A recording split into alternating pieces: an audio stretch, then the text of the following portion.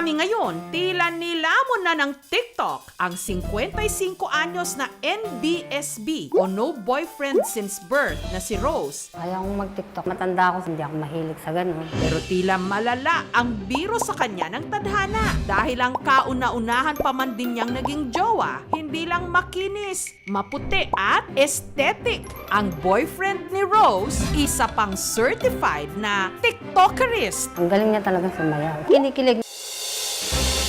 Meet Jonathan, ang tisoy TikTokerist ng Paranaque. 27 anyos siya, halos kalahati ng edad ni Rose. Parang anak na lang kita, parang kapatid. Pero hindi ito issue kay Jonathan. Ipinangalandakan pa nga niya ang kanyang 55 anyos na girlfriend sa TikTok. Aba, ito namang si Rose, kabugera! I'm a kabukera. I'm a kabukera. Tanda ko'y irarapan. Di magpapatid ang sasasabihin ng iba. I'm a kabukera. Umaapaw ang karisma. Ang tunay kong ganda sa lahat na iba. Noon pa man, mas gusto na raw talaga ni Jonathan ang mas nakatatanda sa kanya. Nawala kasi yung mama ko kasi na-atake siya. Tapos doon na nagsimula yung nahilig ako sa mga matatanda. Kasi doon ko nakikita sa kanila na mas higitan pa yung pag-aalaga nila. Ayoko nang nakapagrelasyon, ayoko nang ganyan. Sakit sa ulo yan. Mahirap din ang buhay kahit noon pa. Kasi pangarap ko talagang mag-abroad. Nakapokus ako sa magulang ko para makatulong sa kanila. Pero ang lahat ng ito nagbago nung nakita ni Rose si Jonathan sa airport. Pwede mo ba akong turo kung saan yung mabilan ng pagkain? Tinignan niya ako. Hindi ako kinikilig, no? Ininenervous ako na alas 3 ng madaling araw ang flight ko eh. Yung mukha niya talagang hindi ko nakalimutan yun hanggang sa nakabiyahe na ako. Pagdating niya sa Kuwait, Nung buksan ko yung Facebook, makita ko yung mukha niya talaga. Doon sa ad friend, pindutin mo yun. hanggang mas lumambot daw ang puso ni Rose sa isang video ni Jonathan. Kung nag-lockdown, nawalan po kami ng trabaho. Tapos naghirap na po ako. Parang nawawalan na po ako sir ng pag-asa. Pagkapos ko po, nagparamdam agad siya sa akin. Meron po sir sa akin nag-message, kawawa ka naman. Nakikita ko yung pamilya ko na ayoko nang ganun. Sabi ko, tingnan ko muna hanggang sa dulo ng walang hanggan. Kung hanggang saan niya ako mamahalin. Bakit nandun ka sa mamahalin agad? Hindi pa nga. Siyempre, pindot-pindot ka pa lang. Tumaan po yung pakiramdam ko sa kanya. Lagi ko kasi naalala yung mama ko na kagaya ni mama na mapagmahal tapos mapag-alala po siya sa akin. Opisyal ng naging sila. Naramdaman ko na rin po yun na parang mahal ko na rin siya. Feeling ko parang teenager ako. Pero dahil LDR o long distance relationship ang dalawa, Hindi siya makatawag. Siyempre, nag-aalala ko.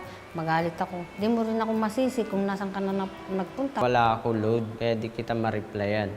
hanggang nito lang June, si Rose nagbakasyon dito sa Pilipinas. Kikiligin ka. Siyang masaya ako. Nakita ko siya. Masaya sobra. Kasi tagal ko na pinangarap na makasama siya. Ko na kailangan na magpaganda. Dati ko palang panalo na. Di ko nang payo ng iba. Para ibandera aking ganda. Sa paglipas ng mga buwan, unti-unti na raw lumabas ang kanilang pagkakaiba. Parang matured pa nga ako mag-isip sa kanya eh. Tapos pag-out ko ng trabaho, pagdadating ko, wala man lang yakap. Niyayakap ko naman siya. Gusto ko kasi yung Maya't maya yakap. Kahit sa pananamit, nagtatalo sila. Siyempre, kahit na may edad ka na, ang hinahanap mo, yung pang-teenager, hindi yung pang-matanda. Matanda ka na nga, magsusuot ka pa ng ganon, di ba? Kung bakit lagi kang naka-jacket, nakapolo ka na sa loob, ang init-init. aesthetic kasi baby. Meron ding kumukwestiyon sa tunay na intensyon ni Jonathan. Ang habol ko lang naman sa kanya yung tong pagmamahalan po namin. Tsaka alam ko na hindi niya ako sasaktan. Hindi naman siya nanghingi sa akin kasi ayaw ko may masabi ang pamilya mo sa akin na pera lang ang habol ko sa'yo dahil matanda ka. Ngunit sa paglipas ng mga araw, mas pinatutunayan daw nila na mahal nila ang isa't isa.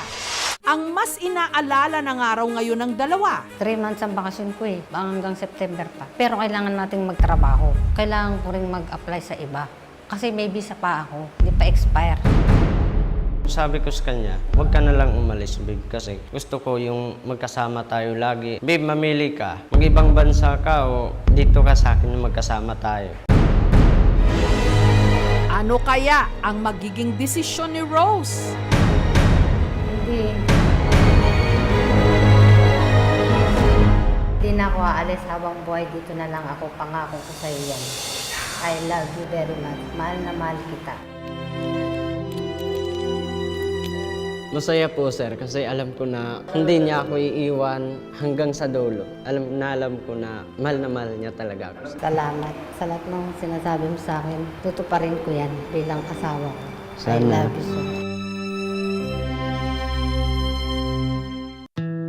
Pros and cons ng ganitong relationship. The couple is in a different stage of their own lives. Issue of reproduction. Pero for women, may pressure since mas mahihirapan sila manganak if they decide to prolong their decision to have children. This kind of relationship kasi is prone to social disapproval and stereotyping. This kind of relationship tends to be more interactive. Pinapakita nila na walang issue yung age difference. Ang plano ko, hindi na ako aalis at ako yung magnegosyo na lang. Hindi po yun totoo na pinipirahan ko asawa ko kasi may sarili naman po akong trabaho. Kapag talagang dumating ang tamang tao, lahat kakabugin.